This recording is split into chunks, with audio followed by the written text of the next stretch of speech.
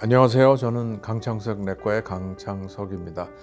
그동안에 제가 지금 계속 암에 대해서 얘기를 하고 있는데, 지난 시간에는 제가 폐암에 대해서 얘기했는데, 오늘은 췌장암에 대해서 얘기를 좀 해볼까 합니다.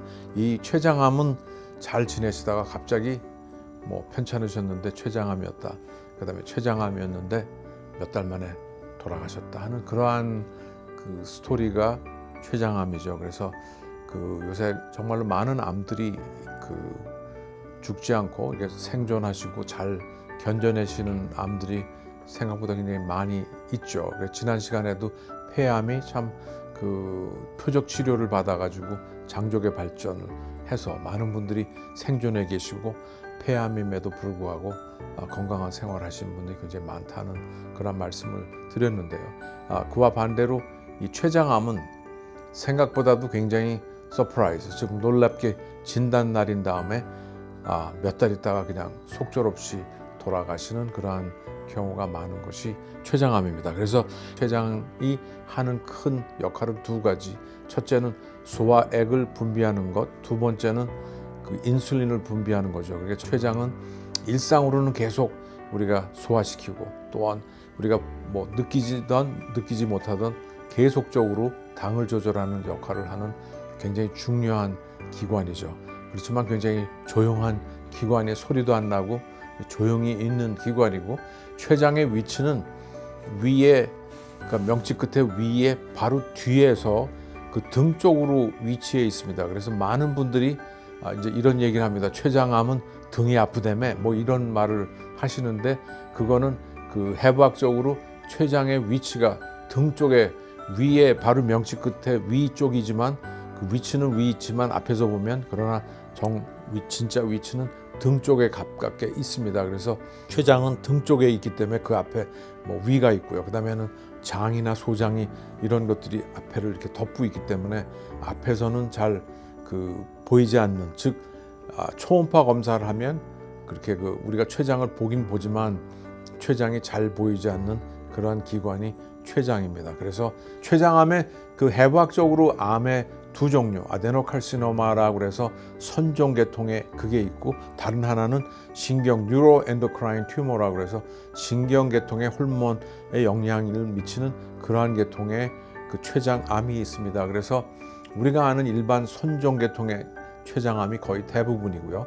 그 다음에 뉴로엔도크라인, 그러니까 신경 호르몬 계통의 그러한 췌장암은 흔하지는 않지만 그것도 있다는 거. 그래서 우리가 유명한 스티브 잡스, 애플의 CEO였던 스티브 잡스는 뉴로엔도크라인, 약간 흔하지 않은 그러한 췌장암을 알았다가 돌아갔습니다. 전반적으로 볼 때에는 췌장이 암은 어떻게 걸리나 보면 대개 어떻게 특별한 그거는 없지만, 그래도 남자 60세 이상에, 그러면서 약간의 유전적인 그런 스토리가 조금 있습니다. 그래서 브라카 뮤테이션, 린치 신드롬 이렇게 말을 하는데, 약간의 유전적으로 영향을 미치는 그러한 부분이 췌장암에 있습니다. 또 한 가지는 이제 후천적으로 본 데는 아무래도 담배 피시거나, 그러나 체중이 비만이거나 당뇨가 있다거나, 혹은 술을 많이 마시면서 해서 만성 췌장염을 앓은 기록들이 꾸준히 있다든지,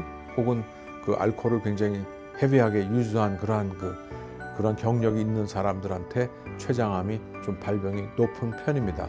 그래서 우리가 많은 사람들이 건강 검진을 할 때 췌장암 표지자 검사라는 게 있는데, CA19-9, CA19-9 이렇게 해서 그런 췌장암 표지자 검사는 진단하는 데는 그렇게 유효하지는 않습니다. 췌장암을 걸린 다음에 모니터링 하는 데는 쓰지만 진단하는 데는 잘 쓰지 않는 것이 CA19-9 췌장암 표지자 검사, 그거가 되겠습니다. 그래서 전반적으로 우리가 임상적으로 췌장암은 가장 흔한 것이 무증상입니다. 그래서 증상이 없이 그냥 이렇게 있다가 어느 날 갑자기 소화가 잘 안 된다든지, 이유가 없이 체중이 감소한다든지, 배가 아프다든지, 아까 얘기한 것처럼 또 등이 아프죠.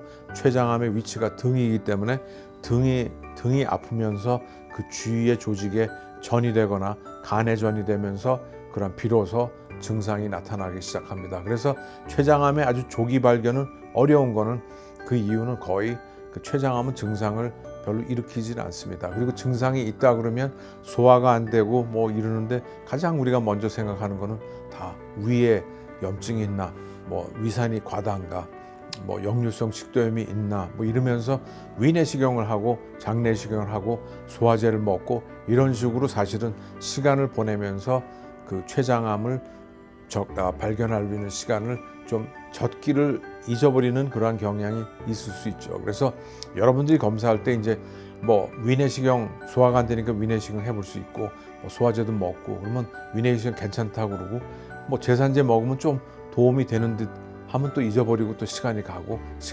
이러면서 만약에 그것이 췌장암의 경우라 그러면 그와 같이 미스하면서 시간을 놓칠 수 있는 경우가 많이 있을 수 있겠다. 그렇게 말을 할 수 있을 것 같습니다. 그래서 우리가 볼 때에 좀 속이 좀 이상하고 안 좋으면 정기적으로 그 위내시경을 하면서 그걸 하는 동시에 그럼에도 불구하고 어딘가 좀 이상하고 등에도 좀 불편함이 있는 것 같고 위는 검사했던데 다 깨끗하다고 그러고 그런데도 소화가 안 되는 것 같은 느낌, 그 속이 불편하고 그러한 느낌이 있는 사람들은 췌장암을 한번 의심해 보는 것이 좋을 것 같습니다. 또 한 가지는 대개 40대, 50대, 60대 가면서 우리가 이제 당뇨를 발병하는데 비교적 젊은 나이에 40대, 50대 이렇게 그 초반에 이럴 때 갑자기 그 당뇨가 발병하면서 이렇게 당이 굉장히 올라가면서 살이 빠져서 이제 당뇨 발병이 그렇게 급작스럽게 나가는 분들은 가장 중요한 것은 혹시 췌장암으로 인한 그와 같은 당뇨 발병이 아닌가를 의심하면서 꼭 췌장암 검사를 해보셔야 합니다. 물론 많은 임상들이 당뇨가 이제 처음으로 발병하면 췌장암의 그런 여부를 한번 검사하는 과정을 거치는데 인슐린 분비하는 데가 췌장이기 때문에 췌장에 암이 생겨서 그런 인슐린을 난조가 보여서 당뇨가 생기지 않았나 하는 그러한 의심을 꼭 해보시고 짚고 넘어가셔야 되죠. 췌장의 그 관과 이 담낭, 간에서 만들어지는 담즙이 모이는 담낭에 있다가 담낭에서 담관이 내려와서 췌장에서 나오는 그 관과 담낭의 관이 합해져서 우리 십이지장으로 나오게 됩니다. 그래서 췌장암이 이렇게 있는데 머리 쪽, 그러니까 그 관이 가까운 쪽을 우리가 머리라고 그러고 반대쪽 끝쪽을 꼬리라고 합니다. 그래서 췌장암이 어디에 생기느냐에 따라서 또한 그 여러 가지 경과가 다릅니다. 그래서 보면 췌장암 중에 머리 쪽에, 그러니까 그 관이 가까운 쪽에 암이 생기면 그것은 머리 쪽에 있기 때문에 사이즈가 커지면서 아까 얘기한 췌장의 관과 담도의 관이 만나는 그쪽에 그 암이 생기니까 조기에 그 담관도 누르니까 그 황달이 생기게 됩니다. 이 담즙이 흘러나가는 걸 막으니까 황달이 생기면서 그것도 조기 발견에 그런 좋은 그 단서가 될 수 있는 것이 췌장암이 머리 쪽에 생기는 부분의 췌장암은 그와 같이 좀 조기 발견할 수 있는 기회가 좀 많고요. 반대로 꼬리 쪽에 생기면 그러한 것이 없기 때문에 좀 진행된 이후에 그런 것이 생길 수가 있죠. 그래서 그런 위치에 따라서도 좀 다를 수 있습니다. 그다음엔 이제 전형적으로 모든 대부분의 암들은 이렇게 체중이 줄잖아요. 근데 이제 특히 췌장암은 아까 말씀드린 것처럼 그 췌장에서 소화 효소를 분비하니까 그게 또 난조를 보이면 소화도 안 되고 이런저런 이유로 식사를 잘 못하고 그래서 그 체중이 많이 빠지죠. 그래서 그러면서 또한 일반적인 대부분의 암들, 즉 피곤하고 뭐 메스껍고, 그러니까 아까 얘기한 그 당뇨가 갑자기 발병해서 그 뭔가 하는 그러한 단서 속에서 그 췌장암이 발견되게 됩니다.